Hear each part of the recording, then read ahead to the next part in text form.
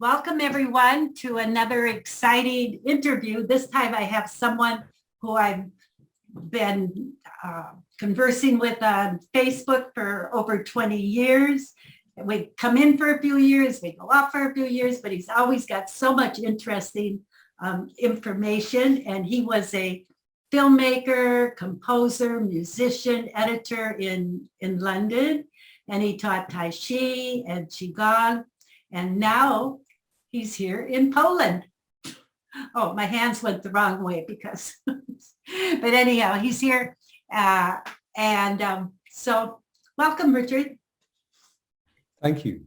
Why don't you give some more background if you want, and then we'll get in because the talk is focusing on the 5 elements and how you've internalized them, which is really interesting and, unique. So just take it. Okay, yeah, well, I used to be primarily a guitarist. That's what I used to do. And then I suppose it's a funny story. I was playing guitar with a dancer. We did an improvised performance together. I had a very good friend who was also a dancer, and she was in the audience. And after we finished the performance, she said, I was fishing for compliments, and I said, what was it like? Did you like the gig? Did you like the gig? She said, yeah, the dancing was beautiful. And she said, and I love watching your hands when you play the guitar.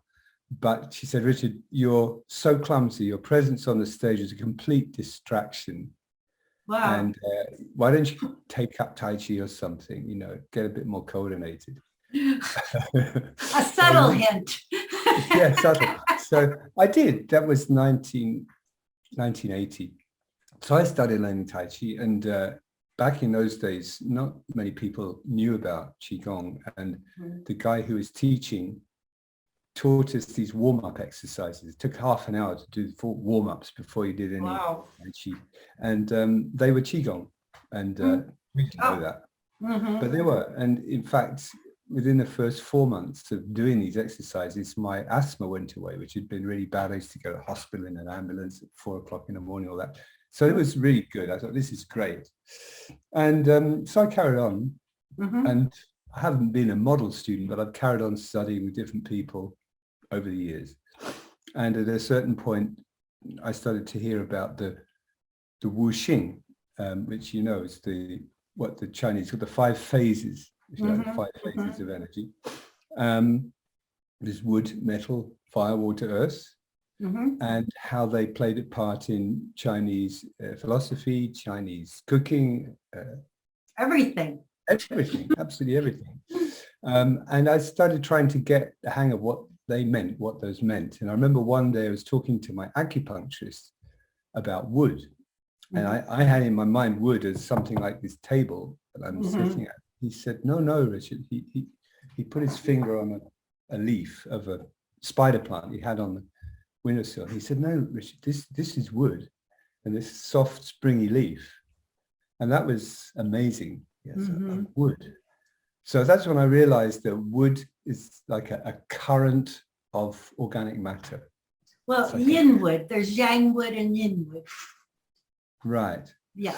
Well, in sense of living wood, living. Yeah, it's living. It's expanding. Yeah. Yeah, exactly. And unlike metal that's contracting. And So this was the beginning of an understanding for me, and it took me a while to get an intuitive grasp of what these things were. And then some years later, I was talking to a friend who is Bunpo, practitioner of Tibetan Burn, and he said, "Well, what about the major elements, Richard?" And I said, "What's that?" He said, "Sky, wind, fire, water, earth." And I hadn't come across that. So I always like to find these things in my practice, in myself, to get past language. You have the word, you get past the word to the meaning. And I got to it very quickly because I went outside, I was practicing, and I got sky, I tuned into sky or space, void, ether. And yeah, this is good. And wind. It's easy enough to tune into. So I really started to practice with this, but I thought that there must be some kind of relationship. Then I went to a workshop with a Tibetan Lama who came up from Prague, and he gave a workshop in 5 elements here. And I asked him, I said, well, how do these major elements that you talk about, how they relate to the Chinese 5 elements? Oh, I think it's my cat. Well, just a minute. Richard just got in. He's been out of town for 3 days. And so he said, and they're having a huge thunderstorm. And so the dog is scared. And so he might have to let him out. But this is how it goes. The cat and the dog have been freaked out. It's raining cats and dogs there. Indeed, yeah.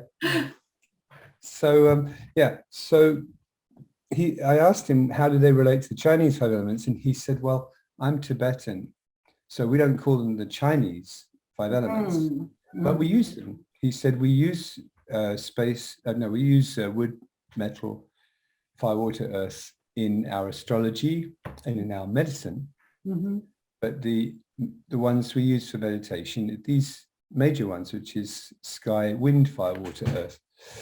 So it was great learning with him, and I went away thinking, how about these differences? You know, you've got space and wind, and you've got wood and metal. How do they relate? And I didn't want to Google it. I didn't want to find a book about it. I wanted to try and find out in myself. And through just feeling it, I came to feel that space related to metal and wood related to wind. And I went with this, and then sometime later, I met up with a Facebook friend in Prague, who we had very interesting interaction, and she'd seen a little video I'd made where I talked about this, and she said, "Richard, you're wrong about that," and she explained to me why I was wrong. Okay, well, she knows better than me, and but then in 2018, I connected with Bruce Kumar Francis, who has energy arts, and he was going to build this new center in Colorado, and I made a donation and got some courses, and one of them was 5 elements, and he was talking about metal element and how that is in us, and he was talking about the nervous system and mental energy, and he said if you get your metal element too strong, then your thinking can be rigid, can become rigid. But if you don't have enough, then you'll be spaced out. And I thought, there it is. That's a good one, yeah. Yeah, and that was really a confirmation of what I'd felt. So that's really quite recent, 2018, that somehow I felt definitely this is it. So I use these elements in many ways, and one of the ways is to quieten the mind. So if I'm doing if I'm driving somewhere, and I just want to stop talking to myself, I will tune into the elements one at a time, and sometimes even tune into more than one at a time. And I access space through my ears. Maybe because I'm a musician. But I can listen. If I were blindfolded and delivered somewhere, I would know what kind of space I was in just from listening. I would know from reflected sounds off different surfaces. I know I'm in a vehicle, or I could know I was in the open air. And so I tune in by listening, listening to the sounds of the planet. And if I want to tune into wind, I can tune into my breath. I can tune into the movement of the air around the vehicle. If I want to tune into fire, I can tune into heat or light. I can tune into the differential between the temperature inside and outside my body. I can tune into water. When I tune into water, I just really relax and feel the fluid nature of the connective tissue in the muscles. We're made of a lot of water. It's And so great because you're really looking at it internally and externally and relating Yeah. it, but you're experiencing it. A lot of people don't do that. They just, you know, wood is For wood. me, yeah, for me, it only becomes real. It only becomes actual when I can, when I'm accessing it directly through my sensorium, then it's actual. And with earth, I can feel the road surface coming up through the vibration, through the suspension of the vehicle. I can feel the earth. So I can feel through my sits bones. I can feel the earth. So if I can hold an awareness of one of those, can I hold an awareness of two of them at the same time, or three, or four, or even five? And then, of course, you have presence. You are present. Yeah.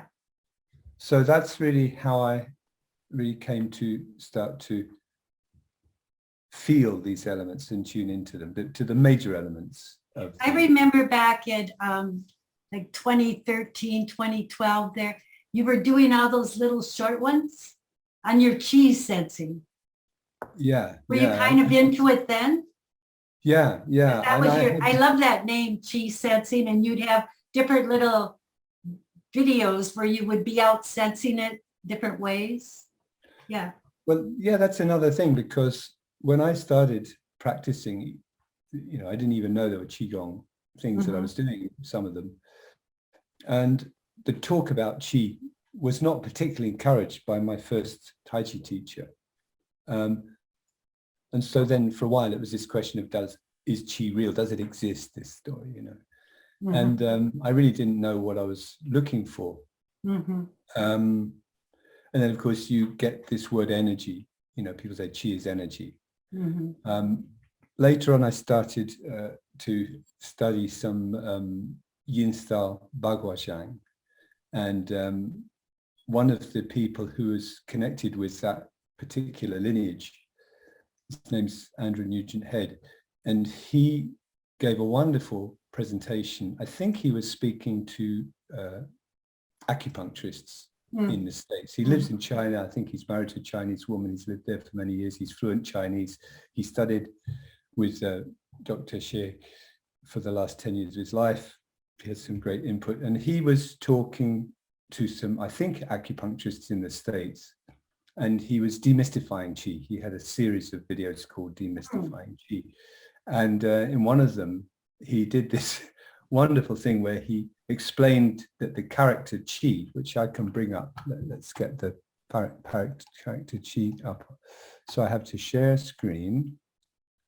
First of all, let me see if I can find these. Okay, well, you're doing that.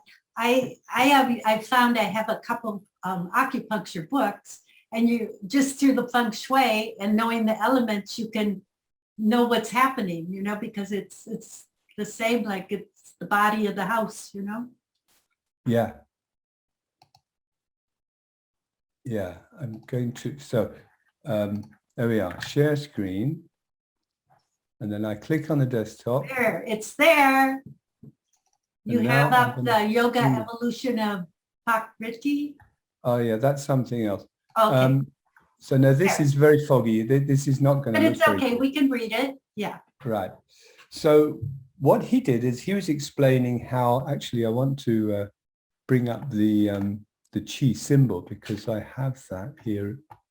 That is also interesting. But first of all, let's say this. So qi is, there's a character, Chinese has ideograms. And the ideogram qi is combined with other ideograms to make Chinese terms for many different things. And so qi combined with something else could be a pneumatic drill, or, you know. Yeah. So what he showed was, even if you take a concise Chinese English dictionary and look up qi, you find that it falls into 9 different categories of meaning. And if I'll just read these out in case they're not perfectly clear. Words meaning all of these things: provoke, goad, annoy, rage, anger, to be angry, indignant, smells, odors, bearing, one's bearing, manner, influence, spirit, morale, breath, air, gas, vapor, and atmosphere. So words in any of those subjects can mean chi. But you notice in this whole list, the word energy doesn't come up. Right. It's So become such a catch-all. Yeah, it's he talked about the language grinder, and the language grinder is, you know, when we want to translate from a very different language, we put it through this, and we really miss a lot. We tend to want to shoehorn meanings. Let me stop sharing for a moment. We tend to lose so much when we cram something from another culture into ours, into our language. We lose a lot. We leave so much on the table. And so I've really got very interested in what does it mean to a Chinese person? It doesn't have to be a qigong or Tai Chi practitioner, because it's part of their culture. And what does it mean to Chinese people, rather than what we want to project onto it? You know, we want to say that qi is the same as prana. Well, it's not quite. It has, say, 2 categories of meaning overlap. But the others doesn't overlap. So it's worth looking at the real authentic root of these things to get a sense of what is really meant, and then try and experience it rather than keeping it all in the head.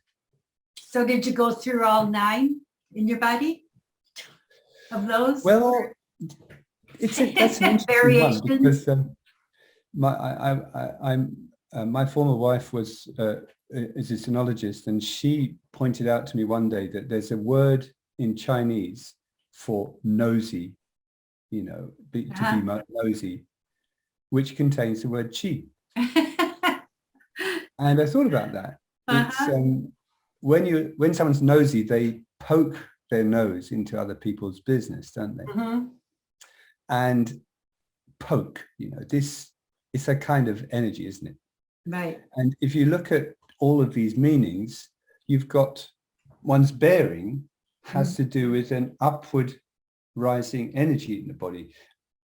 If someone's qi in their central channel is moving, then they have, we call it a good posture, or if you Feldenkrais, a good acture, you know. And the weather, you have, you know, air currents and so on. I mean, there's actual movement in the atmosphere, and it has to do with movement, flow. And going back to those 9 categories. Well, if you provoke someone, you know, you provoke them into something, and then the energy rushes up and so on.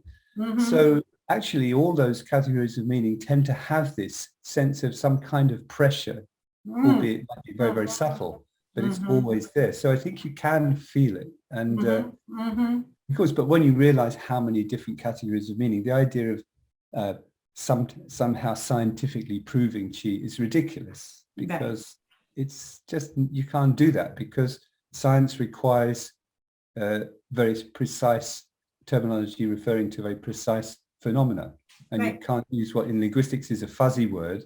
You can't do that. You can't study that scientifically. It doesn't mean it's not actual. Exactly. It reminds me today in the news, everybody was talking about this researcher with Google, and he had for years he was let go because for years he'd been training this robot, and he felt it had become sentient, and it could feel, and it had emotions, and so Google said no, because that's not scientific, and they couldn't possibly. So this is a big debate right now happening, and I'll send you. I found his interview with the robot, where the robot proved to him he was sentient. It's pretty good, but it reminds me of what you're saying, you know?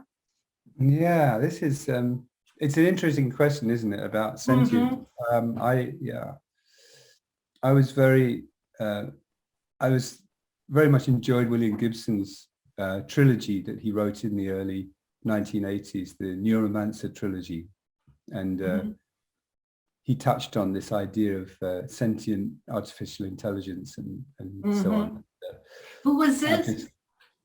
Who? William Gibson. Oh, William Gibson. He's the father of cyberpunk. You know, he's a I see. writer who wrote. He sort of started the cyberpunk genre, and he's great. I really like his writing, and he's made some very, very interesting observations. I met him once in London after a book signing. We had a chat, and he said some things that have been very memorable. I can't remember what the word were. But anyhow, it's like the whole idea of this chi. It it moves. It's subtle. It's subtle energy. Subtle energy. And so we have to use energy because, I mean, energy is a fuzzy word anyway. I mean, right. Energy. We can pin it down scientifically, but actually we use it in a much broader way. There are many different senses of energy in English. But chi is something more than that. And so, so when you are studying Tai Chi or Chinese internal martial arts, for example, one of the first things that you introduce to is the idea of sinking the qi. I sink the qi to the lower dantian. And when I was teaching, in the early years of teaching, and I wasn't so good at explaining these things, I had a young man turn up for a class, and he was so good at learning movements. I've always been very slow to learn. I'm a very, very slow learner. And each movement took me ages to get, and I'd have to keep asking the teacher, show me that again. What do you do with your left hand? Because you internalize it so for perfection, yeah. Well, yeah, I just was very, very slow. But this guy could learn and simulate movements just like that. He was so good. Maybe he was a dancer, I don't know. Anyway, I taught the lesson for the first lesson, and he said, okay, is that it? I said, yeah. And he said, okay, how can I make it better? I said, well, look, you're doing it really well. Just practice that. And next week, I'll teach you the next movement. That's the way we used to do it in those days. It's all choreography. Now I wouldn't teach it that way, but in those days I did. So he said, surely you can tell me something more about it. I said, well, not really. You look really good. It's great. You've got it. And then he was a bit irritated. He said, tell me something useful, So I said, well, your chi is up in your shoulders. If you can sink your chi down into your belly, then that will be better. That will be more correct. He said, how do you know where my chi is? I said, I don't know, but I know where it is, but I can't tell you how I know. And he said, well, he got really angry that that I was telling him something and I couldn't explain how I knew. Yeah. And he left. He didn't come back. That was the end. He didn't want to study with me anymore. So I had to think about this to explain it better. So I used to say to people, imagine you're in what you think is an empty house. You go into an empty room, what you're supposed to be an empty room, and suddenly something comes up in front of you. It makes a sound. Because you jump, your shoulders go up, you breathe in and gasp. And then you realize it's a 5-year-old child playing boo. So you sigh a sigh of relief, your shoulders go back down again. That's the movement of the chi up and down, which we call the sympathetic and the parasympathetic nervous response. Well, something's moving up and something's moving down. That is the chi. I mean, it's very simply, that's an introduction to what does it mean to sink the chi. Your chi sinks naturally when you feel safe, and it tends to shoot up into fight-flight response when you're threatened.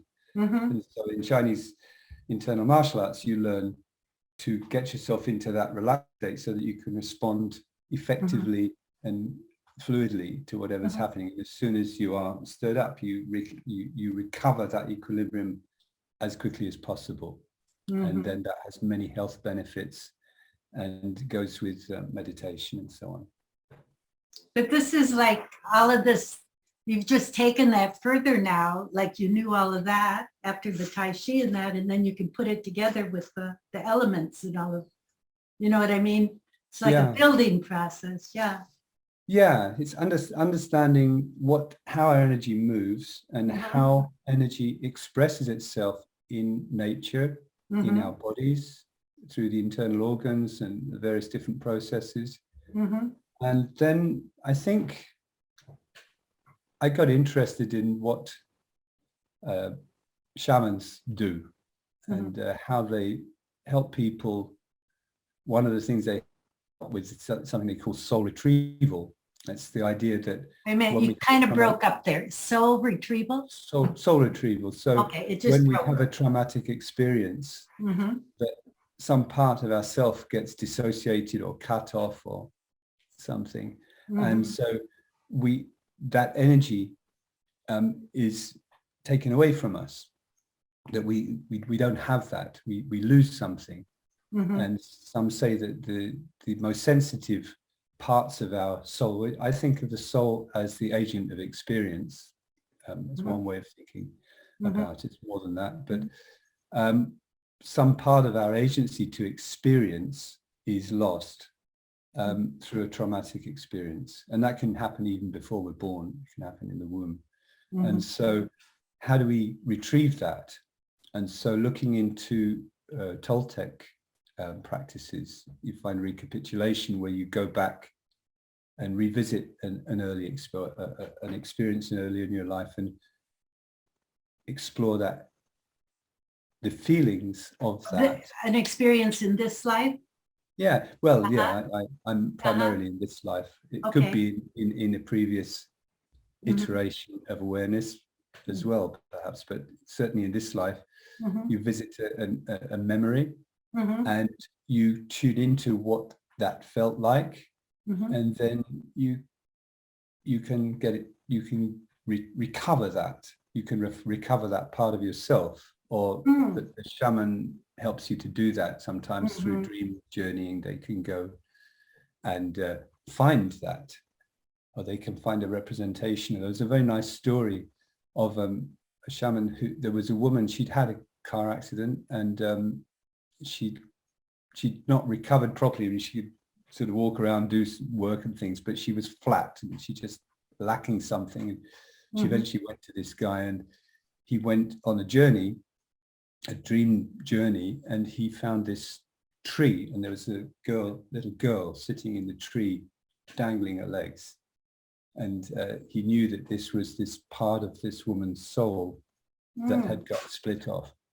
So he told the little girl that she was needed, and she needed to come home to the woman's self. And the girl said, "No, I'm not going back there."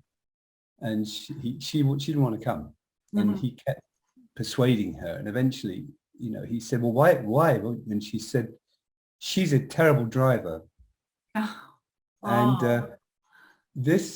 I like this story because I'm getting the image of this little girl sitting in a tree, swinging her legs. She's sitting in a tree, it's wood, and she's disconnected from the ground.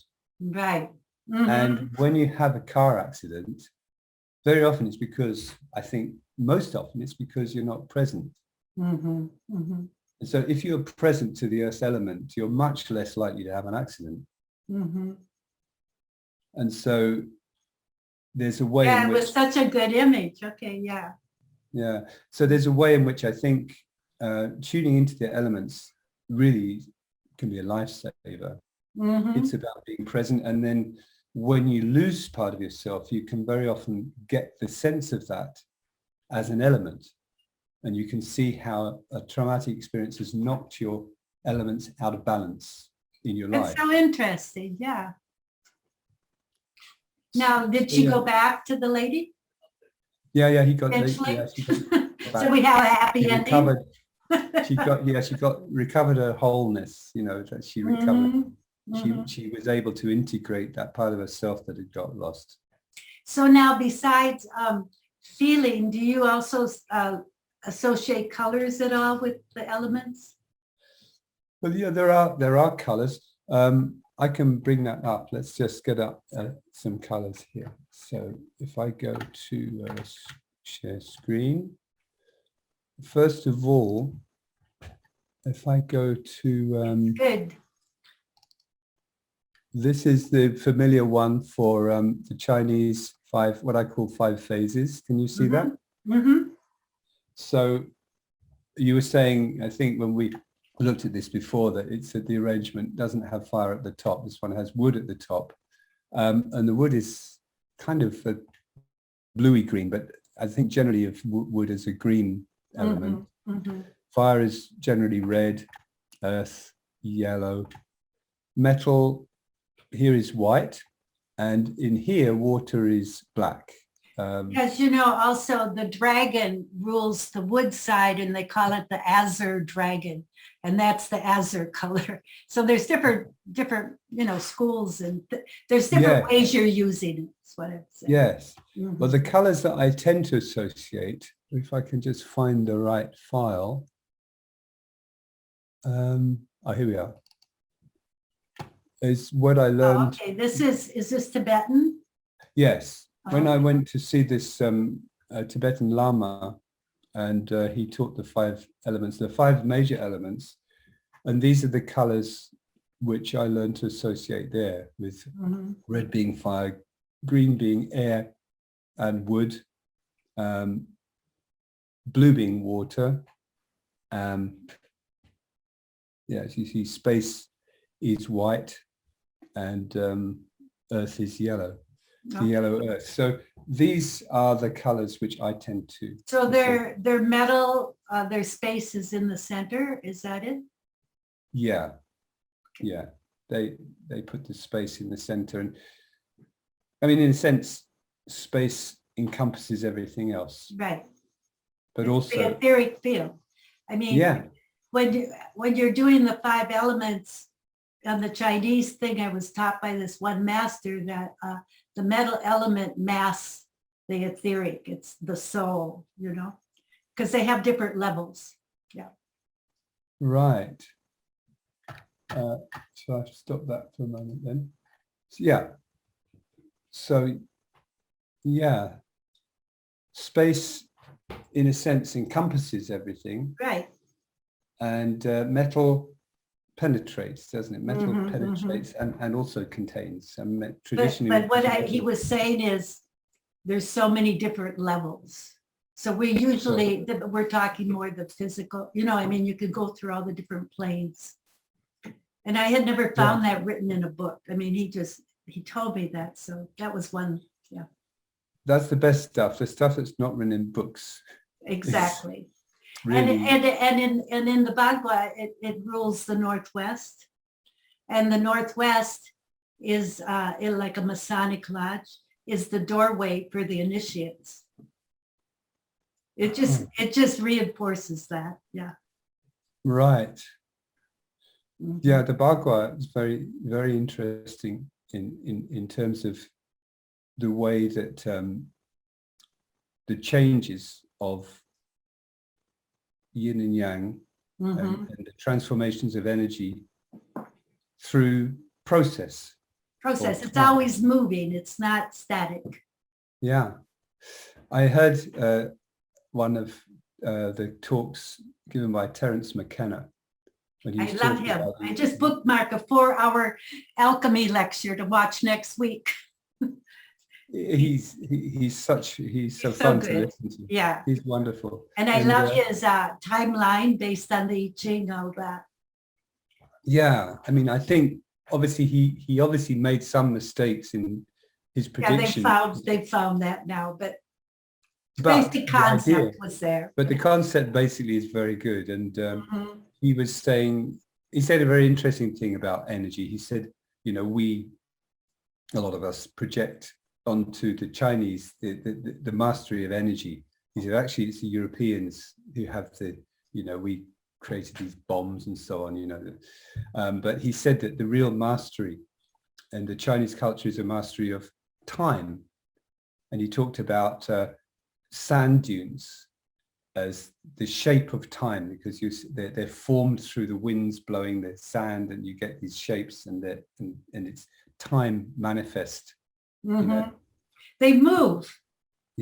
They keep. The New York Times once, and I've looked for this article forever, had the time dunes moving, and that the ones behind would come up and over and take over the younger ones. It was a whole thing, but people living in the desert knew this phenomena, Yeah, that's it. It's you have to live with it. You Mhm. have to. I mean, since I've moved, having lived most of my life in London and then to move out here to the mountains, again, that has really opened up my feeling for elements because I'm so much closer to Mhm. nature that way. Mhm. And it really helps to be close to nature. I think the trouble with studying these things in the city is that it tends to remain intellectual. Yeah. And even, carrying on one's practice for years, for decades, one can still be holding all this stuff in one's head Mhm. and not have a tangible Right. connection to it. And I think without a tangible connection, it's not complete. Yeah. I just, because recently, because I did a talk with a labyrinth, and then I had another person come just a few talks ago and said that, so I found the perfect chart labyrinth in Forest Lawn in the cemetery on top of a hill, a big chart one. And so, because I live in the city, like you're saying, I've been going 2-3 times a week now because it's just like 15 minutes away. And it's amazing how you just walk it, get back in the flow, and there's all these 100-year-old trees. Yeah, it's wonderful. Yeah, it really Changes. Yeah, that's another thing which in the elements that Bruce teaches is that you can go into a forest, especially you have these fantastic redwood forests, don't you? These gigantic sequoia and redwoods that you can stand and tune into a tree and you can quieten the mind and get a sense of the upward and the downward movements inside the tree. That's a good one. Yeah. So it's a very simple qigong that you can do where you shift your weight into one leg, into one foot. You have one hand down with your fingers pointing to the ground and the other hand up. And you simply stand like that and tune into the upward and the downward fluid movements in the tree. That's wonderful. Yeah. Because the idea is not that the heart does all the pumping, but actually the blood and the chi are moving together and the arteries are pushing and the veins are pulling. And so you have this upward downward movement of fluids in the body, the blood, all the different fluids moving. And so you just stand like that and tune into the tree. And if you have and you just get into harmony with it. Yeah. And then that enhances what's going on inside of yourself. And so just being in a forest, it's a wonderful practice, especially in the springtime. Well, the other thing is, like, everyone wearing rubber-soled shoes are all ungrounded. So, so they're walking around ungrounded. They're not in nature. You know what I mean? It's all that sort of thing. So, yeah. So that's right. good. To be electrically grounded is also really important. And we only really lost that in the 1960s, didn't we? Because before that, people had leather-soled shoes. It's only with these composite soles that we started to cut ourselves off from earth energy. Well, I just find, like, how they keep talking about all the ADD kids and all that. Well, they're all in LA, they're all on asphalt playgrounds. So oil product. Yeah.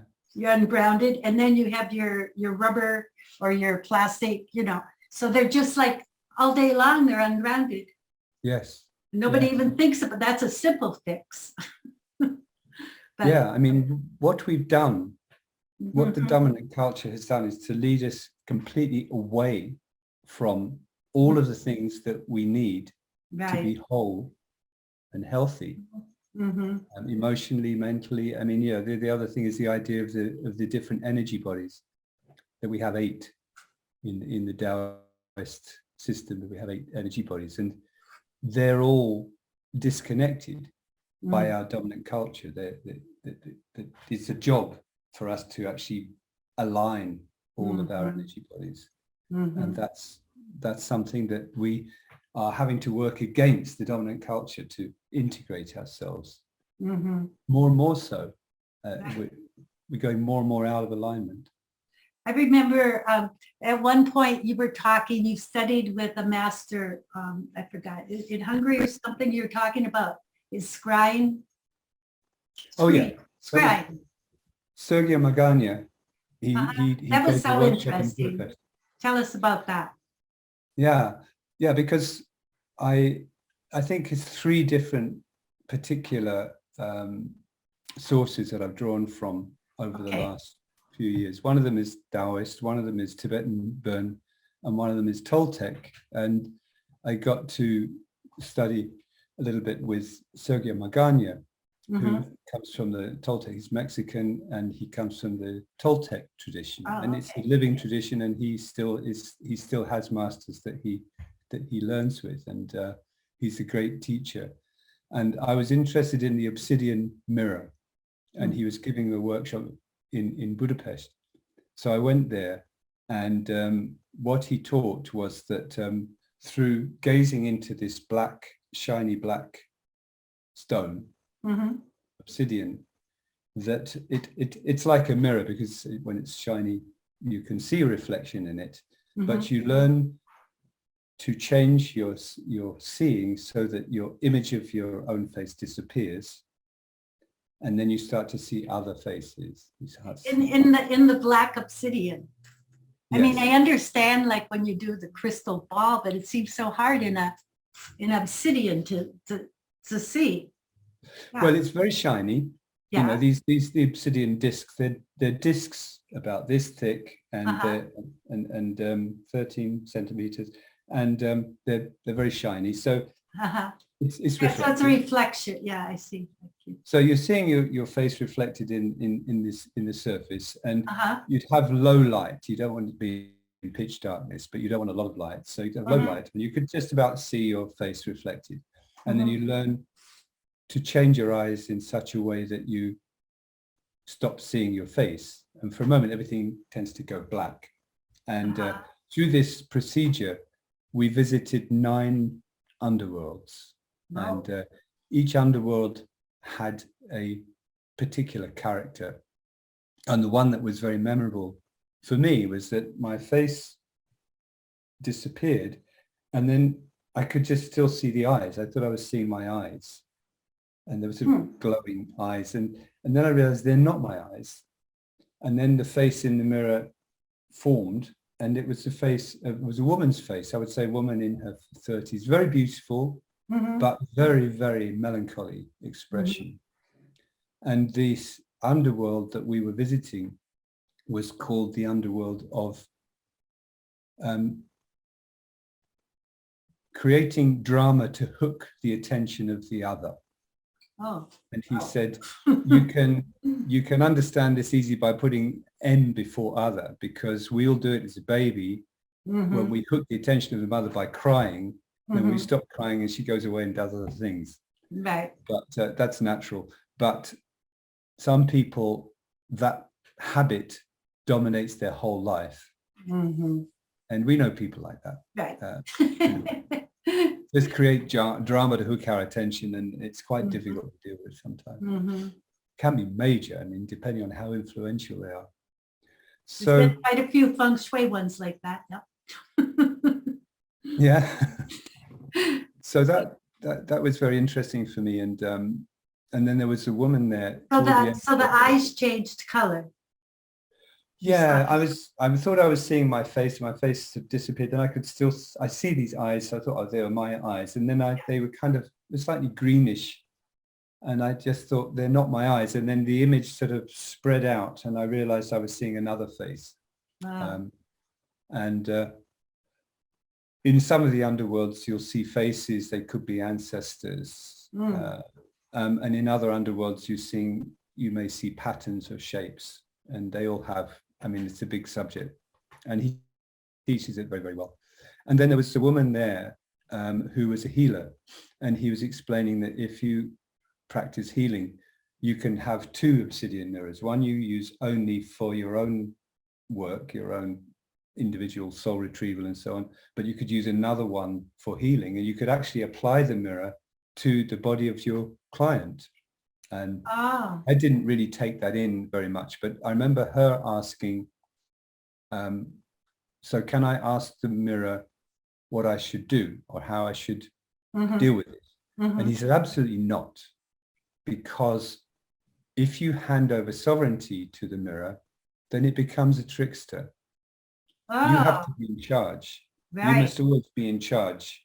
And he said, if you want to know more about that, go on YouTube and watch a documentary about the life of John Dee. Because I love John Dee. Yeah, but Sogyo says that, yeah, it's fascinating. I was interested, I got interested in him when I was 17 years old, and on and off I learned different things. Talking to the angels and all. Yeah, well, the thing is that he handed over authority. Oh.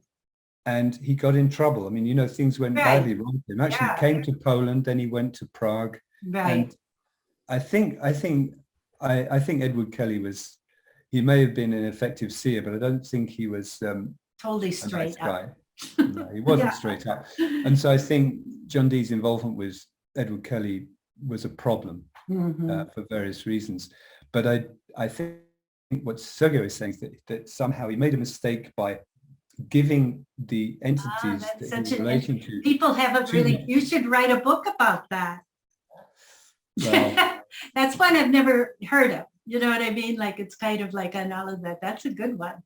Yeah. So he got in a terrible mess, poor old John Dee. But it was him who started the idea of the British Empire. He whispered in Queen Elizabeth I's ear the idea that she could have a British Empire. And because he was such a great mathematician and invented instruments of navigation, he was enabled this whole dreadful colonialist thrust, which has caused so much damage around the world, and the indigenous peoples of various different parts of the world have suffered so much from. So he has a lot to answer for in that sense, but I don't think it was his version necessarily, because when he left the court and started traveling in Europe, other people in her court moved in on her with this idea of the British Empire and developed it in other ways. So I think the globalists. I think we should have a John Dee YouTube talk. You know so much about that. Would be a good one. You know what I wanted to ask about the Toltec? How many elements do they have? 4 or 5? Well, there's a pyramid inside of a subway station in, I think, Mexico City. And it's, they have step pyramids in Mesoamerican pyramids. You mean a really old antique one? It's a real, they built the subway station around a pyramid. Why was that? Well, yeah. At least they saved it, Yeah, who knows why they do these things. But so this definitely has 4 distinct steps. Oh, okay. And I understood that they related to 4 elements. I see. Many, we have in Wiccan and so on, in Europe, the traditions relate to 4 elements. But I think the 5th element is always implied, because for some people, they call it spirit, don't they? Right, or ether, Ether, akasha, spirit. So I think the 5th element is on the top, but it's invisible. So that's what they always said about Giza, like the 5th one without the top that's gone, but that's its spiritual element. The cap, the cap. Capstone, So yes, they have elements, and that was one of the things, because like many people, I got fascinated with Carlos Castaneda's stories in the 1970s and through the 80s. Then I lost interest for a while, because he kept telling the same thing and changing it, and I started to think, well, he keeps on writing books and earning money, but I'm not sure that I believe this anymore. Because I was taking it literally back then. Later on, I came to realize that he's a great storyteller, and he's got stuff from different sources, and he's turned it into a narrative. I always remember the assemblage point. Yes. Hookup, right? Yeah. Assembled awareness. I mean, that's an interesting subject, because as we learn, as we go through life, we learn, and our awareness is assembled. And I think an individual is not undivided. I was driving through Vancouver in 1984, and someone had painted along a corrugated iron fence in green, big capital letters, "A person is not a person." And I thought, what does that mean? And it bugged me. And for weeks, I kept thinking about it. At that time, I was sharing a house in London with about 5 or 6 other people. I think it was 6 of us all together. And I started to think about how different times, different members of the household sort of took charge because they had one particular thing, it's cookery or whatever it is.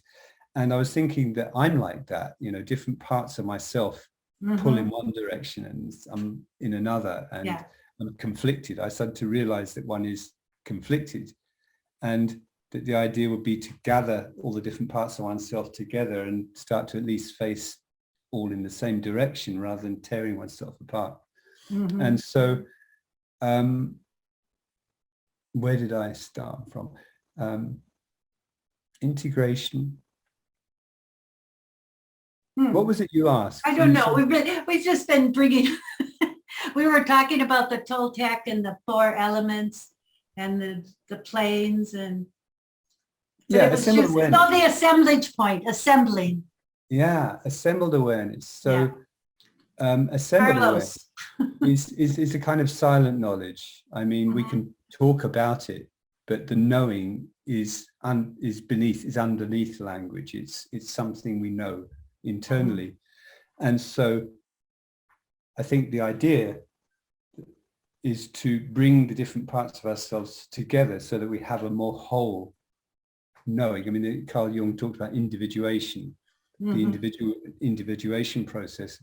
And Sergio talks about the idea that when you can be lucid, that at the moment of death, your assembled awareness, being lucid, can continue so that you can continue your learning process in whatever further iteration awareness has, whether it's a reincarnation as a human being or whatever that is.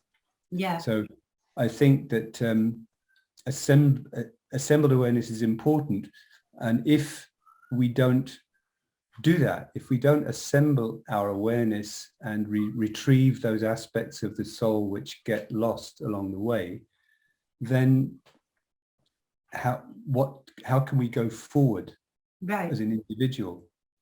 But I mean, this kind of comes right back into your 5 elements, how you internalize them and external, and bring it, like how you were saying, you bring them all together, you know? Yes, yes. But I mean, you keep going on, it keeps growing with what you're doing. Yeah. And putting it together. Yeah, I feel that's the purpose of life here. I feel is to integrate. I was filming in Merigar, which is the center in Tuscany of this Buddhist 22 years ago, Namkhai Norbu Rinpoche. And he was saying to his students, don't wear your Dharma on your sleeve. You can do good yoga without anyone noticing. Integrate, integrate, integrate. Right. Well, I think that's a perfect one to end on. This was so good, but I'm going to have you back because we're going to do deep, because it's just so fascinating with the alphabets and angels and all of the stuff. So this was great, Richard. You really put it together there in Poland. You know what I mean? Just changing your surroundings. It's an amazing thing, right? It's been a big help to be here. Yeah. Okay, so thank you. And we'll be seeing him again, like next month, maybe. Okay. Bye, everybody, and we'll see you next week. Bye.